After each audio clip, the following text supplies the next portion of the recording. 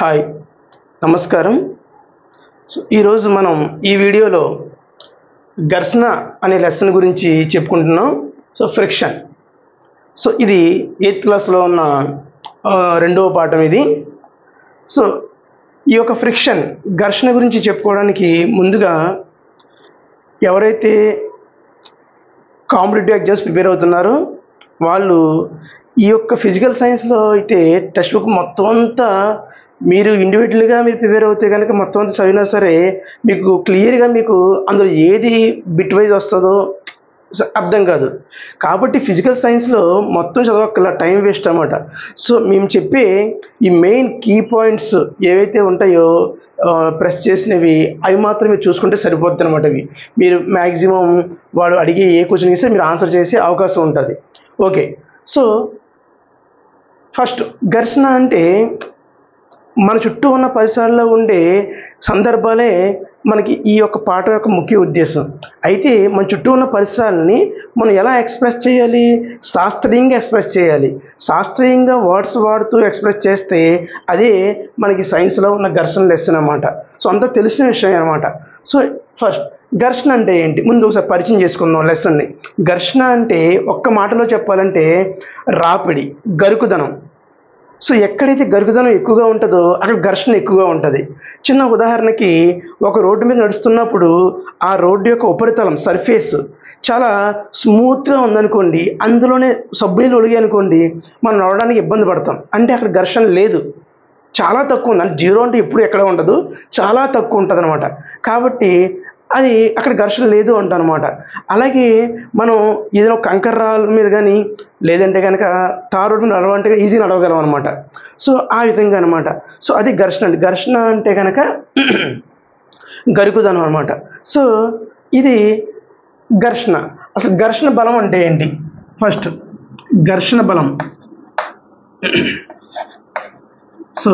ఘర్షణ బలం, force of friction.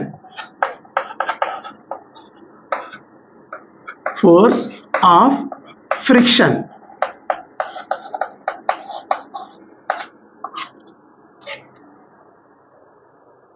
ఇక్కడ చిన్న ఉదాహరణకి ఏదైనా ఒక బల్ల మీద ఒక వస్తువు ఉంది. ఈ వస్తువుని మనం కదల్చడానికి ట్రై చేస్తున్నాం అనమాట. మనం ఒక దిశలో ఈ వస్తువుని కదల్చడానికి ట్రై చేస్తూ ఉంటే కనుక వెంటనే అది కదలదు. ఇక్కడ బల్ల యొక్క ఉపరితలానికి వస్తువు యొక్క ఉపరితలానికి మధ్యలో కొంత రాపిడి ఉంటుంది, గరుకుదనం ఉంటుంది అనమాట. అక్కడ ఘర్షణ బలం ఉంటుంది ఇక్కడ. ఆ ఘర్షణ బలాన్ని వ్యతిరేకిస్తూ మనం ఈ వస్తువుని గెంటవలసి ఉంటుంది అనమాట.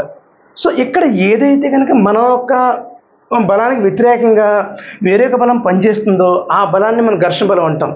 ఇంకా శాస్త్రీయంగా ఖచ్చితంగా ఒక నిర్వచనం మాదిరి చెప్పాలంటే కనుక ఓ వస్తువు యొక్క చలనానికి వ్యతిరేకించే బలాన్ని, మళ్ళీ ఒకసారి వస్తువు యొక్క చలనాన్ని వ్యతిరేకించే బలాన్ని ఘర్షణ బలం అంటారు.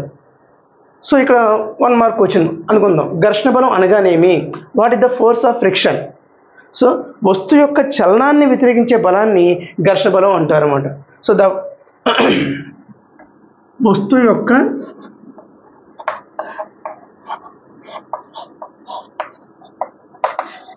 చలనాన్ని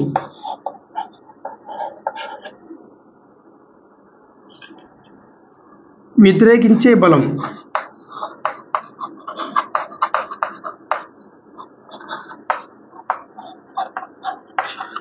బలాన్ని ఘర్షణ బలం అంటారు.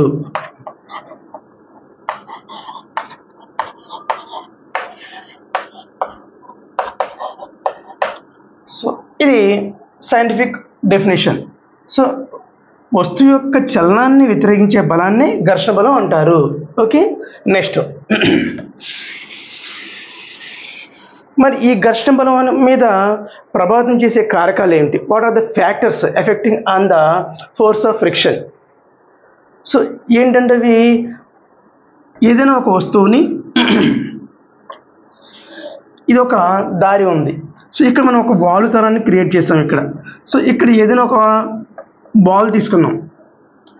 ఈ బాల్ని ఈ వాలు తలం మీద వదిలినప్పుడు ఇక్కడ మనం 3 సందర్భాలను క్రియేట్ చేయాలి. ఒకటి నునుపు తలం, అంటే డైరెక్ట్గా ఇది ఒక బల్ల, సో ఈ బాలు ఈ యొక్క బల్ల మీద మనం ఇలా జార విడిచినప్పుడు ఎంత దూరం వెళ్తుందో నోట్ చేసుకోవాలి. రెండో సందర్భం, ఆ బల్ల మీద మనం ఒక పాలిథిన్ కవర్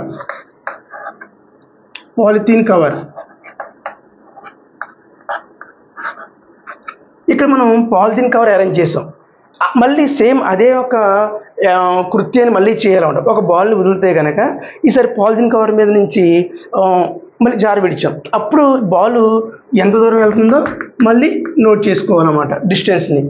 థర్డ్, ఇప్పుడు ఇక్కడ గోని సంచి జ్యూట్,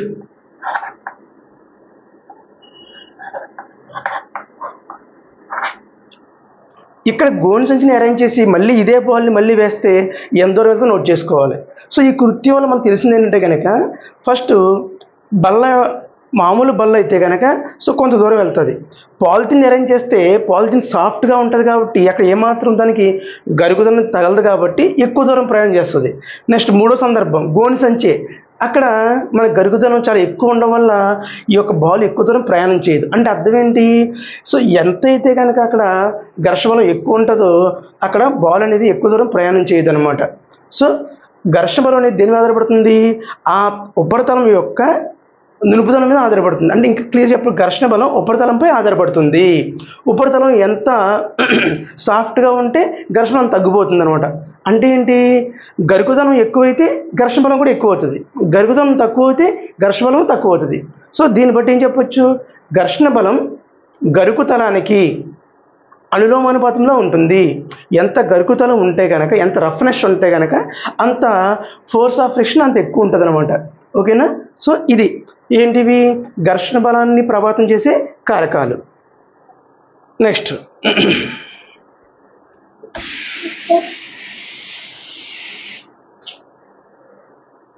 మరి ఈ ఘర్షణ బలాన్ని మనం ఏ విధంగా మెజర్ చేస్తాం, అంటే ఏ విధంగా కొలుస్తామంటే కనుక ఘర్షణ బలం కొలవడానికి వాడే పరికరం పేరు స్ప్రింగ్ త్రాస్.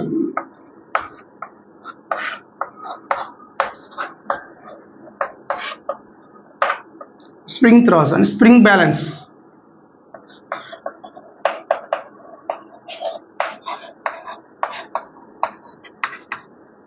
Spring balance.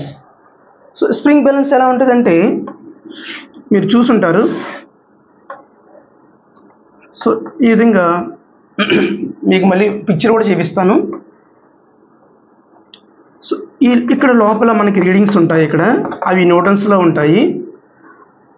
ఈ మధ్యలో ఇక్కడ మనకి స్ప్రింగ్ ఇలా చుట్టబడి ఇలా ఉంటుంది అనమాట, ఒక సైకిల్ స్ప్రింగ్ లేక స్టాండ్ దగ్గర ఉండే స్ప్రింగ్ లేక అనమాట. ఈ విధంగా ఇది ఎలా పనిచేస్తుంది, మనం ఏదైనా ఒక బరువుని కానీ ఈ రెండో చివరిని మనం వేలాడదీస్తే కనుక సో ఆ బరువుకి ఈ స్ప్రింగ్ ఏమవుతుంది, సాగుతుంది అనమాట. దీనికి ఒక చిన్న నీడిల్ అరేంజ్ చేస్తారు. ఆ నీడిల్ ఎక్కడైతే కనుక రీడింగ్ వద్ద చూపిస్తుందో అదే మనకి ఆ ఒక ఫోర్స్ని మనం నోట్ చేసుకుంటాం అనమాట. సో ఇది స్ప్రింగ్ బ్యాలెన్స్. మరి ఇది ఎలా పనిచేస్తుంది, మనం బరువుని ఎంతైతే ఇక్కడ పెడతామో, అంటే మనం బలాన్ని ఎంతైతే ఇక్కడ ప్రయోగిస్తామో రెండో చివరిలో స్ప్రింగ్ కూడా అంత సాగుతుంది అనమాట. సాగడం వల్ల ఇక్కడ రీడింగ్ మనం నోట్ అవుతుంది అనమాట. మరి దీన్ని అయితే స్ప్రింగ్ త్రాస్ అనేది ఏ ధరం మీద పనిచేస్తుంది, సో స్ప్రింగ్లోని సాగుదల ప్రయోగించిన బలానికి అనులోమానుపాతంలో ఉంటుంది.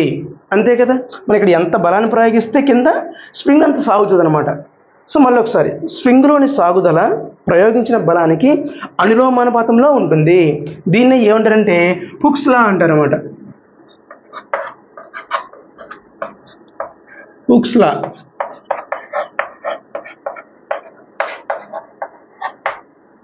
అంటారు అనమాట. ఓకే.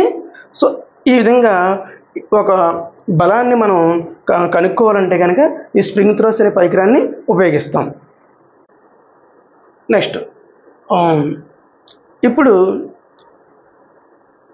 ఘర్షణ అనేది ఏ విధంగా ఏర్పడుతుందో ఒకసారి చెప్పుకుంటే కనుక, ఏ వస్తువు అయినా సరే పూర్తిగా నునుపుగా ఉండదనమాట. ఆ పైన ఉపరితలం ఎంతో కొంత ఇలా ఎత్తు పల్లాలుగా ఉంటుంది అనమాట, ఏ వస్తువు అయినా సరే అన్నమాట. సో అది నిలుపుదనం మీద ఆధారపడుతుంది అనమాట. ఎంత ఎక్కువ గరుదనం ఉంటే అంత ఇవి ఎక్కువ ఉంటాయి అనమాట. నిలుపుదనం అయితే బాగా తక్కువ ఉంటాయి అనమాట. సో అలాగే వేరే ఒక వస్తువు యొక్క మరొక వస్తువు ఉంది ఇక్కడ. సో ఈ వస్తువు కూడా ఏముంటుంది, ఆ ఒక ఉపరితలం ఈ విధంగా ఎత్తుబల్ల ఉంటాయి, మన కంటికి కనిపించినంత తక్కువగా ఉంటాయి అన్నమాట అవి.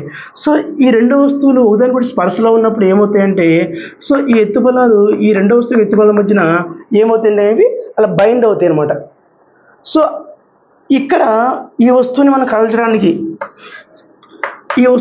కదల్చడానికి మనం బలాన్ని ప్రయోగించినప్పుడు, సో ఈ యొక్క రాపిడిని, ఈ ఘర్షణ మనం వ్యతిరేకిస్తూ, అంటే ఈ ఘర్షణ మనం వ్యతిరేకిస్తూ దానికన్నా ఎక్కువ బలం ప్రయోగిస్తేనే, అంటే ఈ ఘర్షణ బలం కన్నా ఎక్కువ బలం ప్రయోగిస్తేనే ఈ వస్తువు ముందుకు కదలడం జరుగుతుంది అనమాట. అంటే మనం ప్రయోగించే బలం అనేది ఈ ఇద్దరి మధ్యలో ఉన్న ఘర్షణ బలం కన్నా ఎక్కువ ప్రయోగించాలన్నమాట.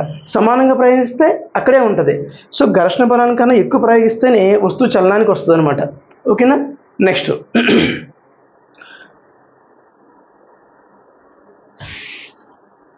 మరి ఘర్షణ బలాలు ఎన్ని రకాలు? ఇవి ఘర్షణ బలాలు 3 రకాలు అన్నమాట. అవి ఒకటి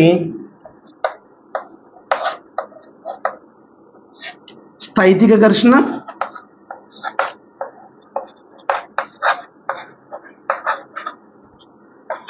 రెండోది జారుడు ఘర్షణ,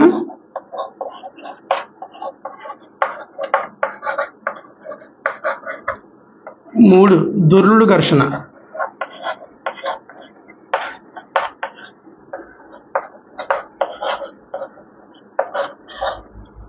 సో ఘర్షణ బలాలు 3 రకాలు అన్నమాట. స్థైతిక ఘర్షణ, జారుడు ఘర్షణ, దొర్లుడు ఘర్షణ. వీటి గురించి ఒకసారి వివరించుకుందాం. స్థైతిక ఘర్షణ అంటే ఏంటి?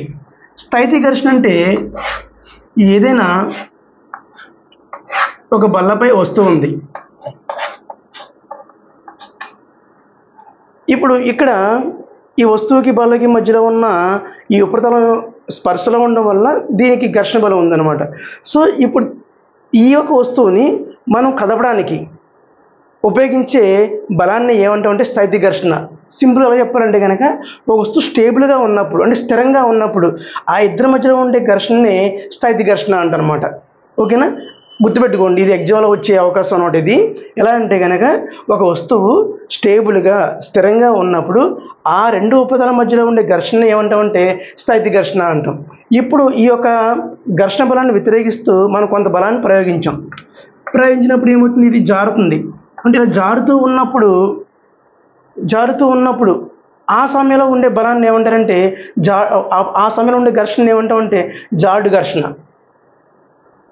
సో స్థైతిక ఘర్షణ, నెక్స్ట్ జారుడు ఘర్షణ. అంటే జారుతూ ఉన్నప్పుడు మనం అంత ఎక్కువ బలాన్ని ఉపయోగించక్కర్లా, ఎందుకంటే ఆటోమేటిక్గా అది చలనంలోకి వచ్చింది కాబట్టి అంత బలాన్ని తక్కువ బలం ఉపయోగించి సరిపోద్ది అనమాట. అంటే అర్థం ఏంటి, స్థైతిక ఘర్షణ కన్నా జారుడు ఘర్షణ తక్కువగా ఉంటుంది అనమాట. స్థైతిక ఘర్షణ బాగా ఎక్కువగా ఉంటుంది. మొట్టమొదటిసారి అది స్టేబుల్గా ఉంటుంది కాబట్టి మనం ఎక్కువ బలం ఉపయోగించాలి. ఒకసారి అది మోషన్లోకి, అంటే చలనంలోకి వచ్చిన తర్వాత మనం తక్కువ ఫోర్స్ని ఉపయోగిస్తే ఆటోమేటిక్గా అది మూవ్ అవుతూ ఉంటుంది అనమాట. ఓకే. నెక్స్ట్ దొర్లుడు ఘర్షణ. ఒకవేళ ఏదైనా వస్తువు ఇలా బాల్గా ఉంది, ఈ ప్లేస్లో ఒక బ్యాటరీ పెట్టాం, సెల్. ఈ బ్యాటరీ ఏమవుతూ ఉంటుంది, ఇది సో ఇది ఇలా బాల్, ఈ బాల్ ఏమవుతూ ఉంటుంది, దొర్లుకుంటూ వెళ్ళిపోతూ ఉంటుంది. అలా ఏ వస్తువు దొర్లుతూ వెళ్తూ ఉంటుందో దాన్ని దొర్లుడు ఘర్షణ అంటాం అనమాట. ఓకేనా. సో ఇక్కడ ఒకసారి ఇంగ్లీష్లో చూద్దాం. స్థైతిక ఘర్షణ అంటే స్టాటిక్ ఫ్రిక్షన్, జారుడు ఘర్షణ అంటే స్లైడింగ్ ఫ్రిక్షన్, దొర్లుడు ఘర్షణ అంటే రోలింగ్ ఫ్రిక్షన్. సో ఇందులో దేనికి ఎక్కువ ఘర్షణ బలం ఉంటుందండి? సో దేనికి ఎక్కువ ఘర్షణ బలం ఉంటుందంటే కనుక స్థైతిక ఘర్షణకి ఘర్షణ బలం ఎక్కువ ఉంటుంది. ఎందుకంటే కనుక ఇక్కడ ఘర్షణ బలం అనేది ఉపరితలం మీద ఆధారపడుతుంది. ఎంత ఉపరితలానికి టచ్ అవుతే అంత ఘర్షణ బలం ఉంటుంది. సో ఇక్కడ ఉపరితలం మీద ఈ వస్తువు మనకి ఎంత ప్లేస్ అయితే ఆక్యుపై అయ్యిందో, అంటే ఎంత ప్లేస్ అయితే టచ్ అవుతూ ఉందో, స్పర్శలో ఉందో ఆ ప్లేస్ మీద డిపెండ్ అవుతుంటుంది. ఎంత ఎక్కువ ప్లేస్ అయితే కనుక రెండో వస్తువు యొక్క ఉపరితలానికి టచ్ అవుతుందో దానికి ఘర్షణ ఎక్కువ ఉంటుంది అనమాట. సో స్థైతిక ఘర్షణలో చూడండి ఎలా ఉంది, ఎక్కువ ఉందన్నమాట. సో జారుడు ఘర్షణ అనేది ఆటోమేటిక్గా మూమెంట్లో ఉన్నప్పుడు పంపిస్తాం కాబట్టి దీనికి తక్కువ ఉంటుంది. దొర్లుడు ఘర్షణ ఇంకా తక్కువ, ఎందుకంటే దొర్లుతున్నప్పుడు చూడండి, ఇప్పుడు ఈ బాల్ ఉంది, ఈ బాల్ యొక్క చివరన కొంత భాగం మాత్రమే ఈ యొక్క రెండవ ఉపరితలం టచ్ అవుతుంది. దొర్లే సమయంలో ఏ సందర్భంలో అయినా సరే అంతే, ఏ సందర్భంలో అయినా సరే కొంత ప్లేస్ టచ్ అవుతుంది. అంటే ఉపరితలం ఏమైపోయింది, సో ఇక్కడ స్పర్శించే ఉపరితలం తక్కువ అయిపోయింది. తక్కువ వల్ల ఇంకా దీని యొక్క ఘర్షణ బలం తక్కువ ఉంటుంది అనమాట. సో దీన్ని మనం ఇంక్రీజింగ్ ఆర్డర్ రాస్తే, అంటే ఆరోహణ క్రమం రాస్తే, సో ఎక్కువ బాగా తక్కువ ఉన్న ఘర్షణ బలం ఎవరు, దొర్లుడు ఘర్షణ. దాని తర్వాత కొంచెం ఎక్కువ ఉన్నది ఎవరు, జాడు ఘర్షణ. బాగా ఎక్కువ ఉన్నది ఎవరు, స్థాయితి ఘర్షణ. ఇది ఆరోహణ క్రమం. అంటే దొర్లుడు ఘర్షణ ఈజ్ లెస్ దెన్, అంటే rolling friction is less than sliding friction. Sliding friction is less than static friction. ఈ యొక్క కాన్సెప్ట్లో మనకు క్వశ్చన్స్ వస్తాయి అన్నమాట. ఓకే, నెక్స్ట్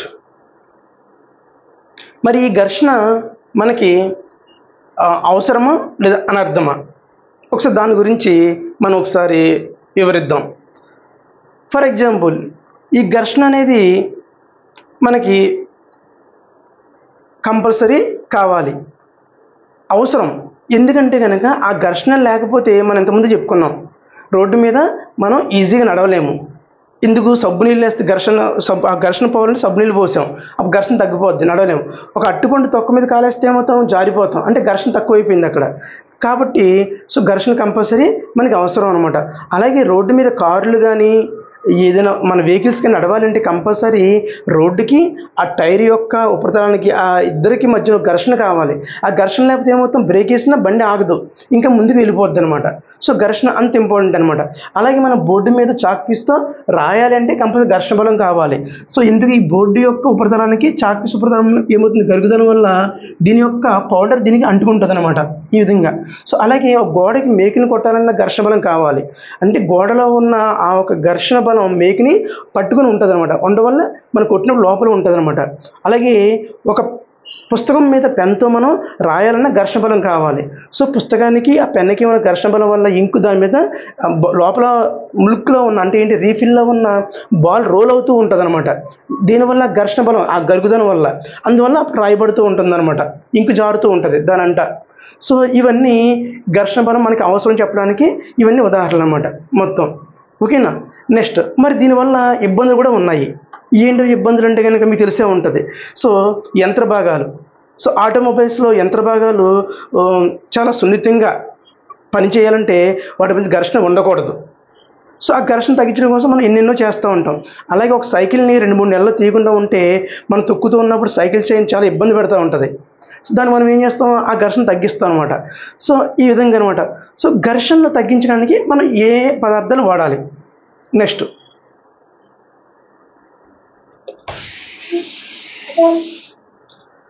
సో ఘర్షణ తగ్గించడానికి చాలా పదార్థాలు ఉన్నాయి. ఫర్ ఎగ్జాంపుల్ క్యారమ్ బోర్డు మనం ఆడుతున్నప్పుడు సరిగ్గా స్మూత్నెస్ లేకపోతే సరిగ్గా మూవ్ అవ్వవు. అప్పుడు మనం ఏం చేస్తాం, పౌడర్ వేస్తాం అనమాట. సో పౌడర్ ఏంటిది, ఘర్షణ తగ్గించడానికి వాడే ఒక పదార్థం అనమాట. అలాగే ఇంకా సైకిల్ చైన్, దానికి ఏమేస్తాం, ఆయిల్ వేస్తాం. మోటార్ సైకిల్స్ వాటిలో ఏమేస్తాం మనం, ఇంజిన్ ఆయిల్ వేస్తాం అనమాట. సో ఇవన్నీ ఘర్షణ బలం తగ్గించడానికి వాడే పదార్థాలు అనమాట. సో ఏవైతే కనుక ఈ ఆయిల్స్ ఉన్నాయో, అంటే ఇంజిన్ ఆయిల్, గ్రీజ్, వీటిని ఏమంటే లూబ్రికెంట్స్ అంటారన్నమాట. లూబ్రికెంట్స్.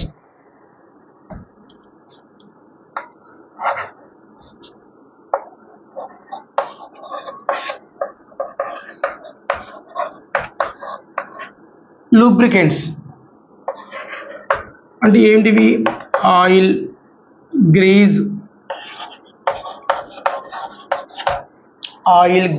ఇవన్నీ ఈ రకానికి వచ్చే అన్నిటిని, అది ఆముదం, ఇవన్నీ వాటిని ఏమంటారు, లూబ్రికెంట్స్ అంటారు అన్నమాట వీటిని. సో ఇవన్నీ ఏం చేస్తాయి, ఘర్షణ బలాన్ని తగ్గిస్తాయి అన్నమాట.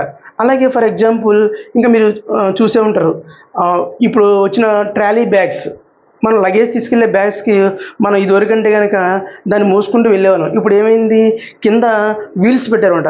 ఎప్పుడైతే వీల్స్ పెట్టారో ఏమవుతుంది, ఘర్షణ బలం తగ్గిపోద్ది అనమాట. అలాగే ఇంకా బాల్ బేరింగ్స్, మీకు తెలిసే ఉంటుంది, ట్రాక్టర్స్ వాటికి ఇలా సైకిల్ మధ్యలో ఉంటాయి బేరింగ్స్. అంటే సైకిల్ పెడల్ ఉందనుకోండి, ఇలా చేతిలో కొడితే తిరుగుతూ ఉంటుంది, ఎందుకంటే బేరింగ్స్ ఉంటాయి అనమాట. అంటే బేరింగ్స్ అనేవి తెలిసే ఉంటాయి కదా. ఇలా ఉండి ఈ లోపల నేను మీకు పిక్చర్ పెడతాను. ఈ విధంగా లోపల మనకి ఐరన్ బాల్స్ ఉంటాయి అనమాట. దీనివల్ల ఏమవుతుంది, ఫ్రీగా రొటేట్ అవుతుంది అనమాట. అంటే అది రొటేట్ అవ్వడం కోసం వాడే ఇవి కొన్ని పరికరాలు అనమాట. సో ఇవన్నీ దేనికి, ఆ ఘర్షణను తగ్గించడం కోసమే వాడతారు. ఎందుకు తగ్గించాలంటే కనుక, సో యంత్ర భాగాలు సజావుగా స్మూత్గా రన్ అవ్వాలంటే కనుక ఘర్షణ ఉండకూడదు అనమాట.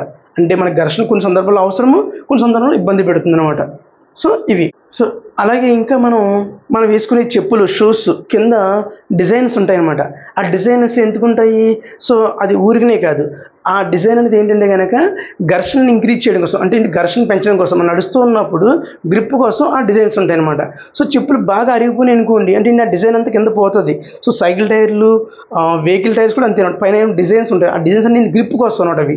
సో చెప్పులు అరిగిపోయినా, ఆ టైర్ అరిగిపోయినా పైన డిజైన్ అంతా అరిగిపోతే అప్పుడు ఘర్షణ తక్కువైపోతుంది. అప్పుడు మనం బ్రేక్స్ అప్లై చేసినా సరే సరిగ్గా ప్రాపర్గా అది నిలబడదు అనమాట, జారిపోతాం అనమాట. సో ఈ విధంగా సో ఘర్షణ పెంచడానికి కూడా మనకి ఈ విధంగా మనం చేసుకోవచ్చు. ఘర్షణ పెంచాలన్నా ఎలా చేయాలో మీకు అర్థమైంది, తగ్గించాలన్నా ఎలా చేయాలో మీకు అర్థమైంది. నెక్స్ట్ ఇప్పుడు సో ఇంకో కాన్సెప్ట్ ప్రవాహి ఘర్షణ.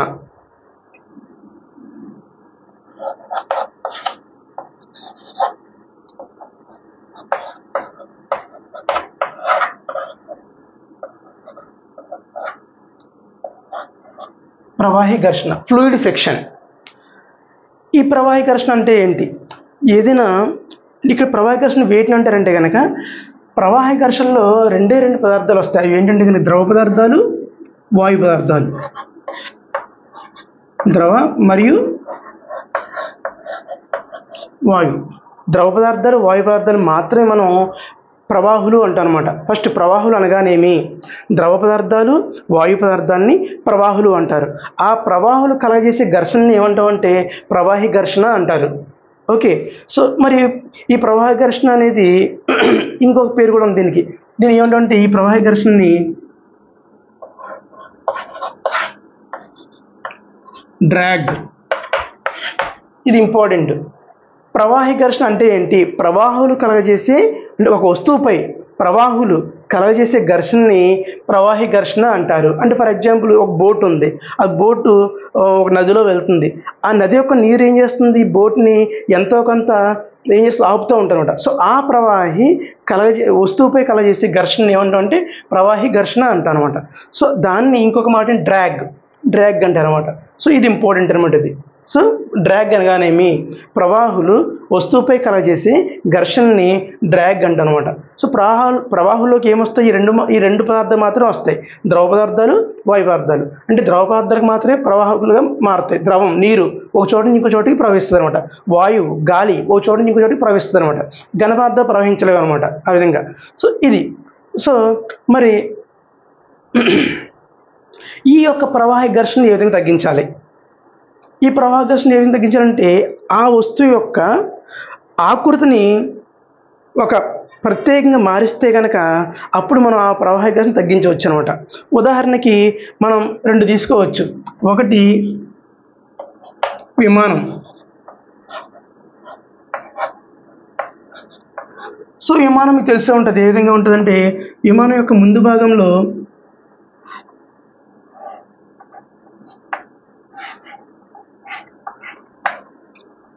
ఈ ముందు భాగంలో మనకి ఇలా ఉంటుంది, అంటే వి షేప్లో ఉంటుంది.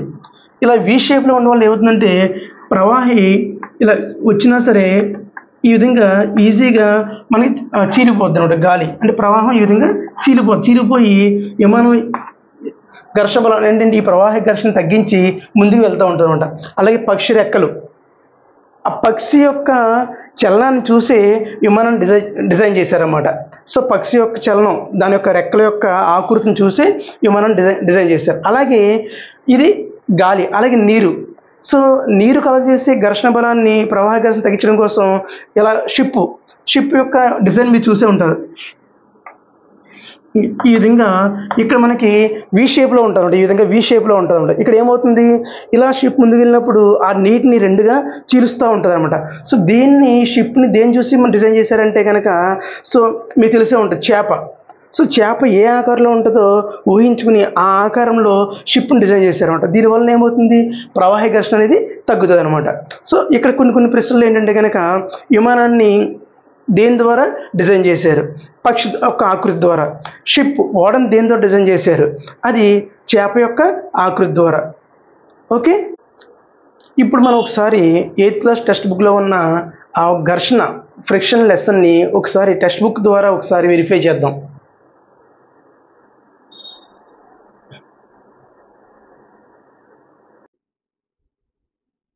హాయ్, నమస్కారం. సో ఇప్పుడు మనం 8th class physical science text బుక్లో ఉన్న ఘర్షణ పాఠాన్ని కృత్యాల ఆధారంగా ఎక్కడెక్కడ మెయిన్ పాయింట్స్ ఉన్నాయో వాటిని టచ్ చేస్తూ కవర్ చేద్దాం. సో ఘర్షణ అనే ఈ యొక్క లెసన్లో మనకి కృత్యం 1 చూద్దాం ఒకసారి. ఘర్షణ బలం అంటే ఇక్కడ ఘర్షణ అంటే ఏంటో చెప్పడానికి ప్రయత్నం చేశాడు. ఇక్కడ ఏం చేయాలంట, ఈ యొక్క కృత్యం 1 యొక్క సారాంశం ఏంటంటే కనుక బల్ల మీద ఒక పుస్తకం ఉంచి దాన్ని ఒక దిశలో మనం బలాన్ని ప్రయోగించినప్పుడు కదులుతుంది. అదేవిధంగా రెండో దిశలో బి అనే దగ్గర పటంలో చూడండి, రెండో దిశలో కూడా మనం బలాన్ని ప్రయోగిస్తే అది కూడా కొంచెం దూరం కదులుతుంది. కదిలినప్పుడు కొంచెం మన బలాన్ని వ్యతిరేకిస్తున్నట్టు ఏదో బలం పనిచేసినట్టు అనిపిస్తుంది అనమాట. సో ఆ మన బలాన్ని వ్యతిరేకించే బలమే ఘర్షణ బలం. అంటే ఇక్కడ ఒక వస్తువు కదలికను వ్యతిరేకించే బలాన్ని ఏమంటామంటే ఘర్షణ బలం అంటారన్నమాట. ఇక్కడ ఒక్కసారి చూడండి, ఇక్కడ ఈ కృత్యంలో కింద నుంచి 3వ లైన్, పుస్తకం చలనాన్ని వ్యతిరేకిస్తూ దానిపై ఒక బలం పనిచేస్తుంది అని మనం చెప్పగలమా? అవును, ఆ బలాన్ని ఏమంటామంటే ఘర్షణ బలం అంటారు. అంటే ఒక పుస్తకంపై చలనాన్ని వ్యతిరేకించే బలాన్ని మనం ఘర్షణ బలం అంటాము. సో తర్వాత ఇక్కడ కొన్ని ఉదాహరణలు ఇచ్చాడనమాట. ఒకసారి చూడండి ఇక్కడ. సో రోడ్డు నార్మల్గా ఉన్నప్పుడు ఘర్షణ ఎక్కువగా ఉంటుంది.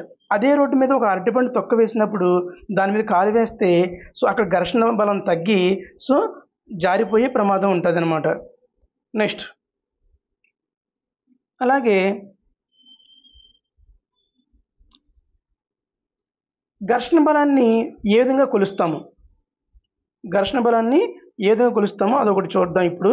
నెక్స్ట్ ఘర్షణ బలాన్ని ప్రభావితం చేసే కారకాలు. ఘర్షణ బలాన్ని ప్రభావితం చేసే కారకాలు అంటే ఇక్కడ అర్థమేంటంటే కనుక ఇక్కడ ఏం చేశారంటే ఒకసారి చూడండి, ఒక ఇటుకని నించోబెట్టి దాన్ని ఇక్కడ స్ప్రింగ్ త్రాస్తో కట్టారు. స్ప్రింగ్ త్రాస్తో మనం ఆ ఇటుక మీద మనం బలాన్ని ప్రయోగించినప్పుడు ఆ ఇటుక మీద మనం బలం ఎంత ప్రయోగించామో ఆ బలం ఈ స్ప్రింగ్ త్రాస్లో మనకి రీడింగ్ చూపిస్తుంది అనమాట. సో ఇక్కడ నార్మల్గా బల్ల మీద ఉంచినప్పుడు లాగినప్పుడు కొంత బలం ఈ స్ప్రింగ్ త్రాస్లో మనకు కనిపిస్తుంది. రెండో సందర్భం ఏంటంటే కనుక ఆ ఇటుక కింద ఉపరితలంపై మనం ఒక పాలిథిన్ కవర్ పెట్టి ఇప్పుడు మళ్ళీ అదే ప్రయోగాన్ని మరలా చేస్తే కనుక అప్పుడు సో ఇంతకుముందు ఉపయోగించిన బలం అంతా ఉపయోగించకుండా తక్కువ బలంతోనే ఆ వస్తువు చలనానికి వస్తుందన్నమాట. ఎందుకంటే కనుక అక్కడ ఘర్షణ బలం తగ్గింది. ఎప్పుడైతే మనం పాలిథిన్ కవర్ పెట్టామో ఘర్షణ బలం తగ్గిపోయింది.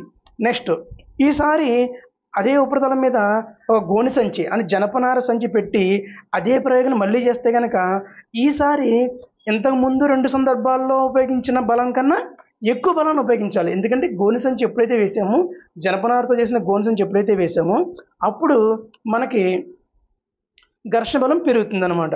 నెక్స్ట్ స్ప్రింగ్ త్రాస్ గురించి ఒకసారి మనం చర్చించుకుందాం, ఒకసారి మాట్లాడదాం. సో స్ప్రింగ్ త్రాస్ అనేది ఒక వస్తువుపై ప్రయోగింపబడిన బలాన్ని కొలవడానికి వాడే పరికరం. ఇది మీరు అండర్లైన్ చేసుకోండి. స్ప్రింగ్ త్రాస్ అనేది ఒక వస్తువుపై ప్రయోగింపబడిన బలాన్ని కొలవడానికి వాడే పరికరం. సో ఇది ఒక చుట్టబడిన స్ప్రింగ్ని కలిగి దానిపై బలాన్ని ప్రయోగించినప్పుడు అది సాగుతుంది. స్ప్రింగ్ సాగుదలని గ్రాడ్యుయేట్ స్కేల్పై కదిలే సూచిక ద్వారా కొలుస్తారు. అంటే ఇక్కడ ఒకసారి చూడండి ఇక్కడ. సో ఇది మనకి స్ప్రింగ్ త్రాస్ అంటారు, దీన్ని స్ప్రింగ్ బ్యాలెన్స్ అంటారు అన్నమాట ఇంగ్లీష్లో. ఇక్కడ మనకి రీడింగ్స్ ఉంటాయి. ఓ పక్కన లెఫ్ట్ హ్యాండ్ సైడ్ గ్రామ్స్ ఉంటాయి, రైట్ హ్యాండ్ సైడ్ ఏమో న్యూటన్స్లో ఉంటాయి అన్నమాట. సో వీటిని ఆధారం చేసుకుని మనం ఎంత బలం ప్రయోగం చేసామో తెలుస్తుంది. ఎలా స్ప్రింగ్ త్రాస్ పనిచేస్తుందంటే కనుక ఇది చాలా ఈజీ. స్ప్రింగ్ త్రాస్కి అడుగు భాగాన కొక్కెం ఉంటుంది. ఈ కొక్కానికి మనం కొంత బలాన్ని ప్రయోగిస్తే అంటే ఏదో ఒక బరువును పెట్టినప్పుడు ఆటోమేటిక్గా ఏమవుతుంది, లోపల ఉన్న స్ప్రింగ్ సాగుతుంది. సో మనం ఎంత బలాన్ని ప్రయోగిస్తే స్ప్రింగ్ అంత సాగుతుంది అనమాట. సో ఆ సాగుతున్నప్పుడు పైన చిన్న రీడింగ్ ఉంటుంది. ఇక పైన 0 దగ్గర ఉంచుకోండి, ఆ రీడింగ్ కిందకి జరుగుతూ ఉంటుంది అనమాట. సో మనం బలాన్ని ప్రయోగించే కొలది ఈ యొక్క రీడింగ్ కిందకి దిగుతూ ఉంటుంది. సో ఈ యొక్క స్ప్రింగ్ త్రాస్ యొక్క ముఖ్య సూత్రం ధర్మం ఏంటంటే కనుక స్ప్రింగులోని సాగుదల ప్రయోగించిన బలానికి అనులోమానుపాతంలో ఉంటుంది. మళ్ళొకసారి, స్ప్రింగులోని సాగుదల ప్రయోగించిన బలానికి అనులోమానుపాతంలో ఉంటుంది. అంటే అర్థం ఏంటి? మనం ఎంత బలాన్ని ప్రయోగిస్తే అంత స్ప్రింగ్ సాగుతుందన్నమాట. సో ఇది స్ప్రింగ్ త్రాస్ యొక్క సూత్రము. దీన్నే హుక్ సూత్రము అంటారన్నమాట. రైట్. నెక్స్ట్ కృత్యం 2.3. సో ఇది ఒక మృదువైన నేలపై లేదా ఒక బల్ల మీద వాలుతలం తయారు చేయండి. అంటే ఒక 5-6 బుక్స్ ఒకదాని ఒకటి పెట్టి దాని బల్ల పెడితే కనుక మనకి వాలుతలం వస్తుంది అనమాట.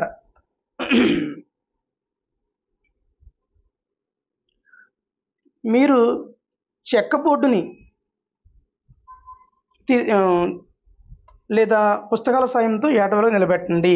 వాలుతలంలో ఏదైనా బిందువు ఏ వద్ద పెన్నుతో గుర్తును ఉంచండి. ఇప్పుడు ఈ బిందువు నుంచి ఒక బ్యాటరీని కిందకి విడిచిపెట్టండి.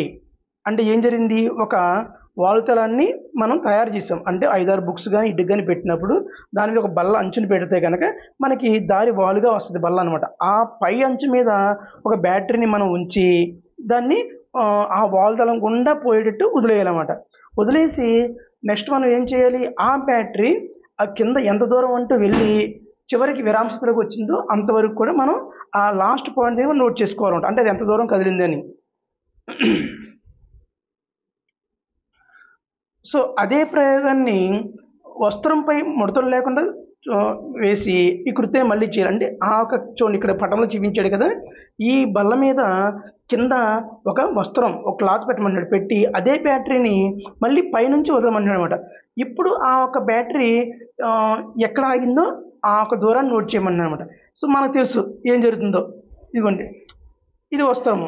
మూడో సందర్భం, ఈసారి ఏం చేయాలంట? ఈ వస్త్రం బదులు అదే ప్లేస్లో ఇసుక వేయమన్నాడు అనమాట. ఇసుక అంతా జల్లమన్నాడు. ఇసుక జల్లి మళ్ళీ ఇదే ప్రయోగాన్ని మళ్ళీ చేయాలి. అంటే బ్యాటరీ మళ్ళీ పైనుంచి వదలాలి. ఈసారి బ్యాటరీ ఎంత దూరం వెళ్ళి విరామ స్థితికి వచ్చిందో, అంటే రెస్ట్లోకి వచ్చిందో ఆ ఒక దూరాన్ని మళ్ళీ కొలవాలి. ఈ 3 సందర్భాలు మనం ఏం తెలుసుకుంటాం? ఎక్కడైతే మనకి ఇప్పుడు ఇసుక ఉందో అప్పుడు బ్యాటరీ తక్కువ దూరం ప్రయాణం చేస్తుంది, అంటే తక్కువ దూరం వెళ్ళి ఆగిపోతుంది. ఎందుకని? ఇసుక వల్ల ఉపరితలం మీద ఘర్షణ బలం పెరుగుతుంది. సో దానికి ముందు ఏంటి? వస్త్రం కొంచెం తక్కువ ఉంటుంది కాబట్టి బ్యాటరీ కొంచెం ఎక్కువ దూరం వెళ్తుంది. మొదటిసారి అసలు ఏమీ మనం అక్కడ వేయలేదు, డైరెక్ట్గా బల్ల మాత్రమే ఉంది కాబట్టి కొంచెం సాఫ్ట్గా ఉంటుంది రెండింటితో పోల్చుకుంటే, కాబట్టి ఇంకా ఎక్కువ దూరం వెళ్తుంది అనమాట. అంటే ఘర్షణ బలం అనేది ఆ ఉపరితలం యొక్క స్వభావం మీద ఆధారపడుతుంది చెప్పొచ్చు. ఘర్షణ బలం అనేది ఉపరితలం యొక్క స్వభావం మీద ఆధారపడుతుంది. ఓకే. నెక్స్ట్ రైట్ సైడ్ చూద్దాం ఒకసారి.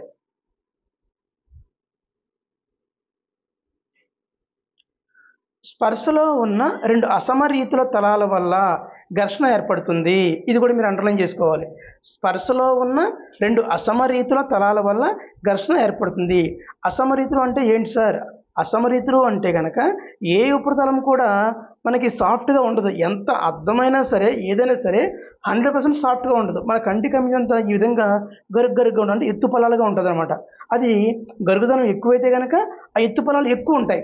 అదే గరుగుదనం తక్కువైతే తక్కువ ఉంటుంది అనమాట. సో ఈ యొక్క ఉపరితలం ఈ విధంగా అసమరీతిగా ఉంటాయి. ఈ అసమరీతిగా ఉన్న వాటి మీదే ఘర్షణ ఆధారపడుతుందంట. ఒక్కసారి చూద్దాం, మళ్ళీ ఒకసారి చదవండి. ఒకసారి మళ్ళీ పైన స్పర్శలో ఉన్న 2 అసమరీతుల తలాల వల్ల మనం చూసిన 2 అనమాట. అసమరీతులు అంటే సమానంగా లేకుండా అసమరీతులు ఉన్నాయి. సో అసమరీతుల తలాల వల్ల ఘర్షణ ఏర్పడుతుంది. చాలా నునుపుగా కనిపించే ఆ ఉపరితలాలు కూడా పెద్ద సంఖ్యలో అసమరీతులు కలిగి ఉంటాయి. అదిగోండి, అంటే నునుపుగా ఉన్నా సరే ఎంతో కొంత అసమరీతులు ఉంటాయి. అంటే ఏంటి? ఎత్తు పల్లాలు బొడుపులు ఉంటాయి అన్నమాట. సో 2 ఉపరితలాలపై గల ఎత్తు పల్లాలు ఒకదానిలో ఒకటి బంధించబడతాయి. సో ఆ బంధించబడడం వల్ల మనకి ఈ ఘర్షణ బలం అనేది అక్కడ ఏర్పడుతుంది.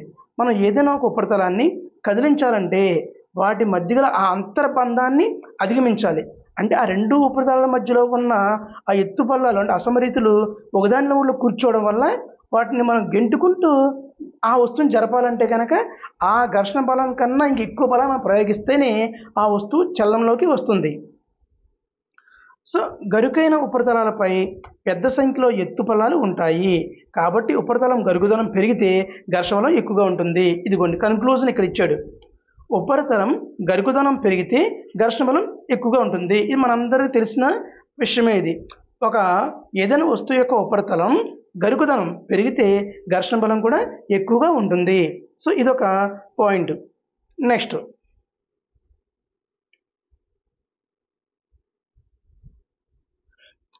తర్వాత రెండు ఉపరితలాల్లో ఎత్తుపల్లాల అంతర్బంధనం వలన ఘర్షణ ఏర్పడుతుందని మనం తెలుసుకున్నాము. ఇది ఒక ఇంపార్టెంట్ పాయింట్. ఇది అండర్లైన్ చేసుకోవాలి. ఇది బిట్ వచ్చే అవకాశం ఉంటుంది అనమాట. ఇలాగా రెండు ఉపరితలాల్లో ఎత్తుపల్లాల అంతర్బంధనం వల్ల ఘర్షణ ఏర్పడుతుంది అని మనం తెలుసుకున్నాము. అంటే రెండు ఉపరితలాల్లో ఎత్తుపల్లాల డాష్ వల్ల ఘర్షణ ఏర్పడుతుంది, అంతర్బంధనం వల్ల. నెక్స్ట్ రెండు ఉపరితలాలని గట్టిగా నొక్కితే ఘర్షణ బలం పెరుగుతుంది అని స్పష్టంగా తెలుస్తుంది. సో ఏవైనా రెండు ఉపరితలాలు మనం గట్టిగా నొక్కామనుకోండి, ఆటోమేటిక్గా ఆ రెండింటి మధ్యన ఘర్షణ బలం పెరుగుతుంది అనమాట. నెక్స్ట్ ఒక చాపపై ఎవరు కూర్చోనప్పుడు, దాని మీద ఎవరైనా కూర్చున్నప్పుడు దాన్ని లాగడం ద్వారా మీరు అలాంటి అనుభవాన్ని పొందవచ్చు. అనగా వీడు ఏం చెప్తున్నాడంటే టెక్స్ట్ బుక్ ప్రకారం ఒక చేప మీద ఎవరు కూర్చోలేకుండా ఖాళీ చేప ఉంటే కనుక ఆ చేపను మనం ఈజీగా లాగొచ్చు. ఎందుకు? అప్పుడు ఘర్షణ బలం ఉండదు.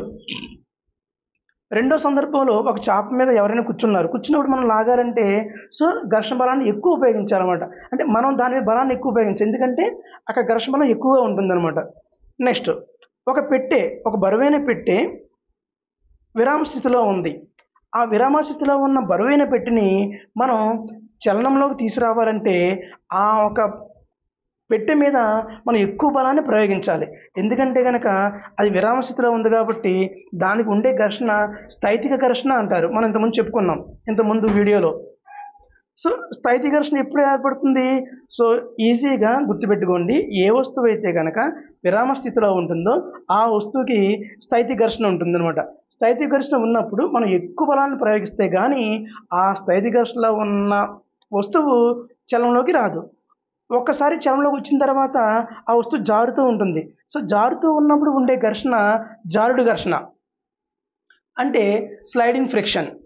సో ఈ జారుడు ఘర్షణకి అంత ఎక్కువ బలాన్ని మనం ఉపయోగించక్కర్లా, ఎందుకంటే ఆటోమేటిక్గా అది ఆల్రెడీ మోషన్లో అంటే చలనంలో ఉంది కాబట్టి చలనం ఉన్న వస్తువుని మనం ఈజీగా ఇంకా మూవ్ చేయొచ్చు అనమాట. సో నెక్స్ట్ అలా కాకుండా ఒక బ్యాటరీ కానీ ఏదైనా ఉంది, దాన్ని మనం పైనుంచి వదిలేసాం కిందకి, ఒక బాల్ని వదిలినప్పుడు బాల్ ఎలా మూవ్ అవుతుంది? బాల్ దొర్లుకుంటూ వెళ్తుంది. సో దొర్లుకుంటూ వెళ్ళినప్పుడు ఘర్షణ అస్సలు ఉంటుంది అనమాట, అంటే చాలా తక్కువ ఉంటుంది. అందువల్ల సో దొర్లుకుంటూ వెళ్ళే బాల్లో ఉండే ఘర్షణ దొర్లుడు ఘర్షణ అంటారు, ఇంగ్లీష్లో రోలింగ్ ఫ్రిక్షన్. సో ఈ మూడు ఘర్షణలో సో ఇంతకుముందు వీడియోలో చెప్పుకున్నాం కదా వీడి గురించి, స్థైతిక ఘర్షణ, స్టాటిక్ ఫ్రిక్షన్, జారుడు ఘర్షణ, స్లైడింగ్ ఫ్రిక్షన్, దొర్లుడు ఘర్షణ, రోలింగ్ ఫ్రిక్షన్. మరి ఈ మూడిట్లో మనం చెప్పుకున్నాం ఇంతకుముందు వీడియోలో, ఎవరికి ఎక్కువ ఘర్షణ ఉంటుంది? స్థైతిక ఘర్షణకి. బాగా తక్కువ ఘర్షణ ఉన్నది దొర్లుడు ఘర్షణకి. సో దీని గురించి ఇక్కడ ఏం చెప్పట్లేదు ఇంకా నేను. నెక్స్ట్ ఘర్షణ ఆవశ్యకమైన అనర్థం, దీని గురించి మనం చెప్పుకున్నాం. ఘర్షణ వల్ల ఉపయోగాలు ఏంటి, అంటే అవసరం ఏంటి, అనర్థాలు ఏంటి కూడా మనం చెప్పుకున్నాం. ఇక్కడ మళ్ళీ ఒకసారి చూడండి, ఇక్కడ ఈ యొక్క మనకి ఫొటోస్ పిక్చర్స్ మనకి ఏం తెలుస్తున్నాయి చూడండి. ఒక టైర్ యొక్క ఉపరితలం మీద డిజైన్ చూడండి. ఈ డిజైన్ ఎందుకంటే కనుక సో ఉపరితలానికి టైర్కి మధ్యలో ఘర్షణ బలం పెంచడం కోసం అనమాట. అలాగే షూస్ కూడా అడుగున డిజైన్ ఉంటుంది, అది కూడా ఎందుకు? ఆ గ్రిప్ అనేది పెంచడం కోసం ఆ డిజైనింగ్ ఉంటుంది. అంటే ఘర్షణ పెరిగితే గ్రిప్ ఎక్కువ పెరుగుతుంది అనమాట.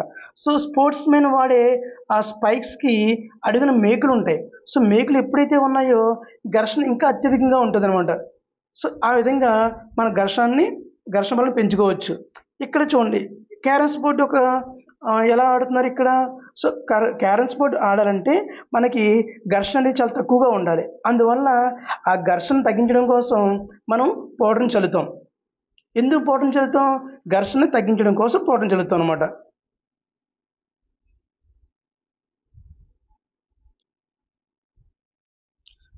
ఓకే, కృత్యం 2.4 ఇక్కడ చూద్దాం. ఈ కృత్యం 2.4 మనకి ఏం తెలియజేస్తుందంటే కనుక ఏదైనా ఒక వస్తువుని మనం లాగితే కనుక ఆ వస్తువు మీద మనం కొంత బలాన్ని ప్రయోగించాలి. ఎందుకంటే లాగడం అంటే అర్థం ఏంటి, జాడు ఘర్షణలోకి వస్తుంది లాగడం అంటే అనమాట. మరి జాడు ఘర్షణ కన్నా తక్కువ ఘర్షణ ఉండేది ఏది, రోలింగ్ ఫ్రిక్షన్ అంటే దొల్లు ఘర్షణ. కాబట్టి జాడు ఘర్షణలో ఉన్న వస్తువుని దొల్లేటి చేస్తే కనుక మనం దాని బలాన్ని తక్కువ ఉపయోగిస్తే సరిపోద్ది. దానికి ఈ కుర్తి ఒక పుస్తకాన్ని బల్ల మీద ఉంచి ఆ పుస్తకం కింద చూడండి ఒక 3-4 పెన్సిల్ పెట్టారు. పెన్సిల్ ఎలా ఉంటాయంటే రౌండ్గా ఉంటాయి కాబట్టి అప్పుడు ఆ పెన్సిల్ మీద బుక్ పెట్టి ఒక్కసారి దాన్ని మనం కొంచెం బలాన్ని ప్రయోగించి తోస్తే ఈజీగా అది చలనానికి వస్తుందన్నమాట. సో ఇదే సూత్రాన్ని మనం వెహికల్స్ లారీలకు కానీ తోపుడు బళ్ళకి కానీ వాటికి చక్రాలు పెట్టడం వల్ల ఏమైంది, అది ఈజీగా దొర్లుకుంటూ వెళ్తుంది. అంటే మన బలాన్ని ఎక్కువగా ప్రయోగించవలసిన అవసరం లేదు. అలాగే ఇక్కడ సూట్ కేసు చూడండి ఒకసారి. సూట్ కేసుని మనం లాక్కుంటూ వెళ్తే ఘర్షణ ఎక్కువ ఉపయోగించాలి. అలా కాకుండా ఎప్పుడైతే కింద చక్రాలు అమర్చామో అంటే ఏంటి, ఇక్కడ దొల్లు ఘర్షణలో వచ్చింది. జాడు ఘర్షణ వల్ల దొల్లు ఘర్షణకు రావడం వల్ల మనం బలాన్ని అంత ఎక్కువగా ఉపయోగించవలసిన అవసరం లేదు. ఇవి బాల్ బేరింగ్స్. ఇవి మనం చెప్పుకున్నాం ఎందుకు ఉపయోగిస్తాం, ఘర్షణ తగ్గించడం కోసం. ఒక కమ్మీకి అంటే కమ్మీకి ఒక చక్రం ఉంటుంది. ఆ చక్రం ఈ కమ్మీ ఆధారంగా ఫ్రీగా తిరుగుతూ ఉంటుంది. తిరగడం వల్ల దొర్లు ఘర్షణ ఈజీగా మూవ్ అవుతుంది అనమాట. ఇది మీరు చూసే ఉంటారు చాలా చోట్ల. ఇవి యంత్ర పరికరాలు అన్నిటికీ ఉంటాయి అన్నమాట ఇవి. నెక్స్ట్ ప్రవాహి ఘర్షణ. ఇది కూడా మనం చెప్పుకున్నాం కదా. వేటిని ప్రవాహులు అంటారు, మళ్ళీ చెబుతున్నాం. ద్రవ మరియు వాయు పదార్థాన్ని మాత్రమే ప్రవాహులు అంటారు, అవునా. సో అలాగే ఇక్కడ ఒక ఇంపార్టెంట్ పాయింట్, ఇది మనం చెప్పుకున్న పాయింట్ ఇక్కడ ఉంది, ఒకసారి చూడండి. ప్రవాహులు ప్రయోగించే ఘర్షణ బలాన్ని డ్రాగ్ లేదా ప్రవాహి ఘర్షణ అని కూడా అంటారు. ఇది ఇంపార్టెంట్ పాయింట్. ప్రవాహులు ప్రయోగించే ఘర్షణ బలాన్ని డ్రాగ్ లేదా ప్రవాహి ఘర్షణ అంటారు. అంటే దేని ప్రయోగిస్తాయి అవి, వస్తువు మీద. అంటే ఏ వస్తువు అయితే కనుక ఆ ప్రవాహంలో ప్రయాణం చేస్తూ ఉంటుందో ఆ వస్తువు మీద ఈ ప్రవాహులు ఘర్షణ బలాన్ని కలిగిస్తాయి. ఆ ఘర్షణ బలాన్ని డ్రాగ్ అంటారు అనమాట. ఉదాహరణకి ఒక పక్షి గాలిలో వెళ్తున్నప్పుడు గాలి ప్రవాహి, ఆ గాలి ప్రవాహి ఆ పక్షి మీద ఘర్షణ కలగజేస్తుంది. ఆ ఘర్షణ కలగజేయడాన్ని ఏమంటామంటే డ్రాగ్ లేదా ప్రవాహి ఘర్షణ అంటాం.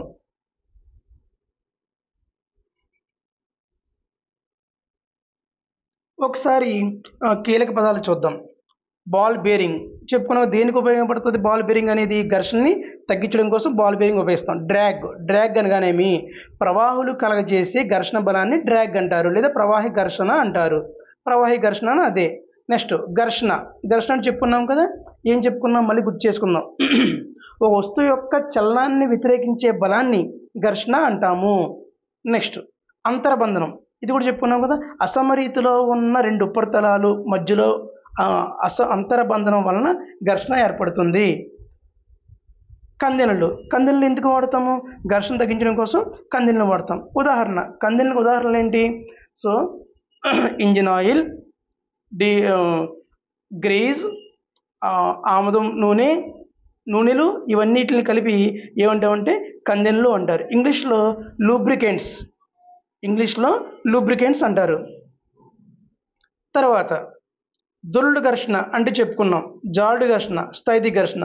ఈ మూడింటి గురించి దీని ముందు ఈ వీడియోలో చెప్పుకున్నాం కదా, మొదట్లో చెప్పుకున్నాం, రైట్.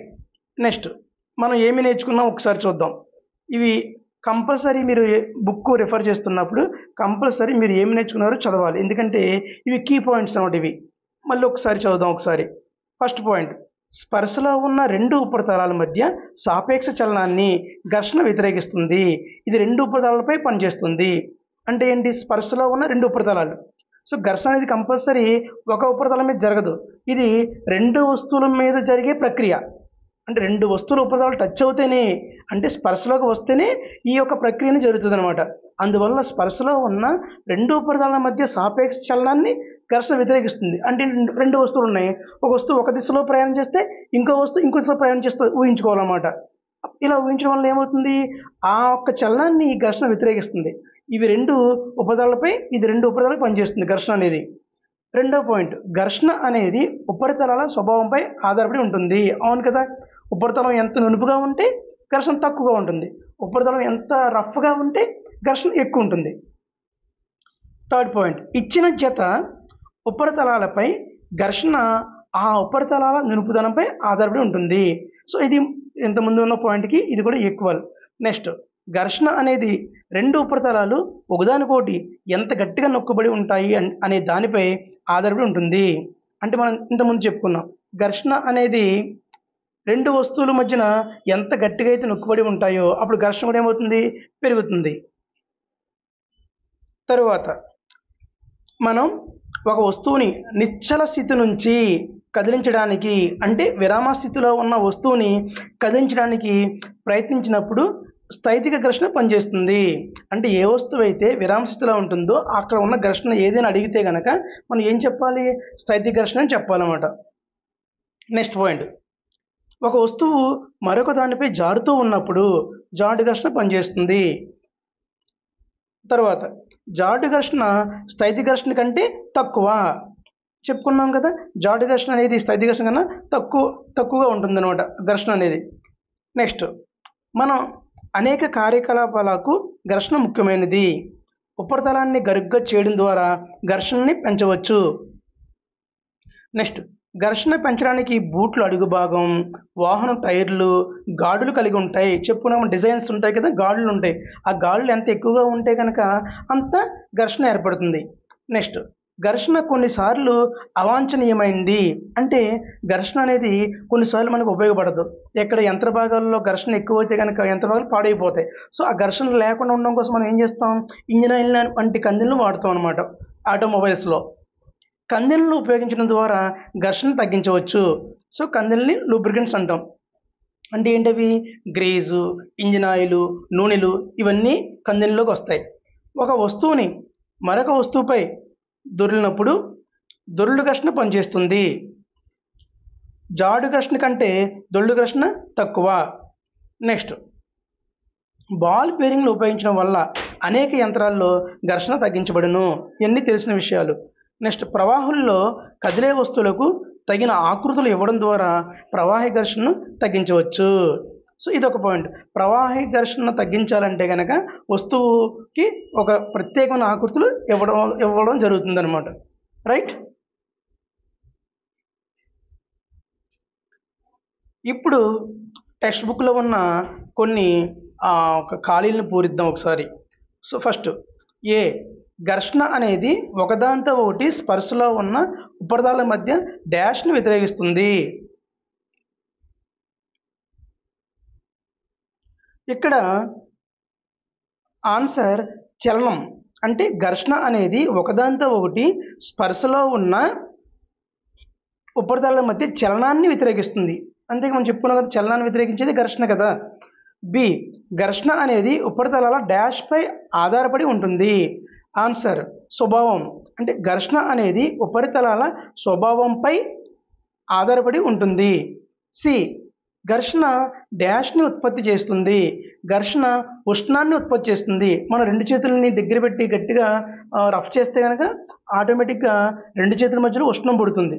సో ఘర్షణ వల్ల కంపల్సరీ ఉష్ణం పుడుతుంది ఎక్కడైనా సరే. డి, క్యారమ్ బోర్డుపై పౌడర్ చల్లడం అనేది డాష్ ఘర్షణ. ఇక్కడ కొంచెం బిట్ ఇక్కడ కొంచెం రాంగ్గా ఉంది. ఇక్కడ ఇంగ్లీష్లో అయితే పర్ఫెక్ట్గా ఉంది. ఇక్కడ ఆన్సర్ ఏంటంటే కనుక క్యారమ్ బోర్డుపై పౌడర్ చల్లడం అనేది ఏమవుతుంది, అప్పుడు అది ఘర్షణ తగ్గించడం అవుతుంది అనమాట. సో ఇక్కడ క్యారమ్ బోర్డుపై పౌడర్ చల్లడం అనేది ఘర్షణ తగ్గించుట, అంతవరకే. ఈ స్థైతిక ఘర్షణ కంటే జాడు ఘర్షణ ఎక్కువ తక్కువ? సో ఆన్సర్ స్థైతిక ఘర్షణ కంటే జాడు ఘర్షణ తక్కువ. రెండవది, దొర్లుడు, స్థైతిక, జాడు ఘర్షణల కారణంగా బలాలని అవరోహణ క్రమంలో అమర్చమంటున్నాడు. అవరోహణ క్రమం అంటే అర్థం కావాలి. అవరోహణ క్రమం అంటే అర్థం ఏంటి, ఒక పెద్ద సంఖ్య నుంచి చిన్న సంఖ్యకి వరుస క్రమంలో రాయడాన్ని అవరోహణ క్రమం అంటారు. అంటే ఏంటి, ఇక్కడ ఎక్కువ ఘర్షణ నుంచి తక్కువ ఘర్షణకి రాయాలన్నమాట. ముగ్గురులో దొర్లుడు ఘర్షణ, స్థైతిక ఘర్షణ, జాడు ఘర్షణ ఎవరికి ఎక్కువ ఘర్షణ ఉంటుంది మనం చెప్పుకున్నాం. ఏ వస్తువు అయితే విరామ స్థితిలో ఉంటుందో దానికి స్థైతిక ఘర్షణ ఉంటుంది, దానికి ఎక్కువ ఘర్షణ ఉంటుంది. సో కాబట్టి ఎక్కువ ఘర్షణ ఉండేది స్థైతిక ఘర్షణ. దాని తర్వాత కొంచెం తక్కువ ఘర్షణ ఉన్నది ఎవరు, జారుడు ఘర్షణ. బాగా తక్కువ ఘర్షణ ఉన్నది దొర్లుడు ఘర్షణ.